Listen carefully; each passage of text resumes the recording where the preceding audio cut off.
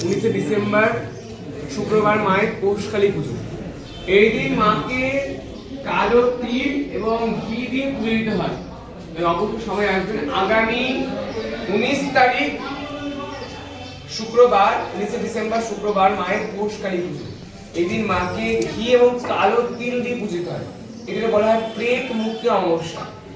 এই দিন মাকে ঘি এবং কালো তিল দান করলে বাড়িতে যদি কোনো মানুষ অপঘাতে মৃত্যু হয়ে গেছে বা মৃত্যুর পর কোনো মানুষের দোষ পাওয়া গেছে বা বাড়িতে কোনো রকম অসুবিধা আছে, তারা অবশ্যই মাকে কালো তিল এবং ঘি দিয়ে পুজো দেওয়ার চেষ্টা করে। মাকে যদি কোনো ভক্ত 28টা শনিবার দর্শন করে, তার জীবনে যত রকম গ্রহ দোষ আছে সব রকম গ্রহ দোষ থেকে বেরোতে পারে। কারণ মা নবগ্রহ বেদির পর বসে আছে। দেখুন মায়ের পায়ের নিচে নবগ্রহ বেদি, মা নবগ্রহ বেদির পর বসে আছে।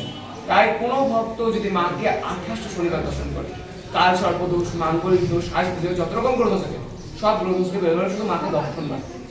একটাই জানবেন, মা ছাড়া আমাদের কেউ দয়া করতে পারে না, কোনো মানুষের সাথে কোনো ক্ষমতা হয় না। তাই বিশ্বাস এবং ভক্তি আমার মায়ের প্রতি, যার যা চাওয়ার চেয়ে যান দুহাত ভরে। মা আপনাদের প্রত্যেকের মনোবাঞ্ছা অবশ্যই পূর্ণ করে। এখান থেকে কেউ এসে বলে আয় না যে খালি হাতে পড়ে আছে, প্রত্যেকেই কিছু না কিছু পাবে।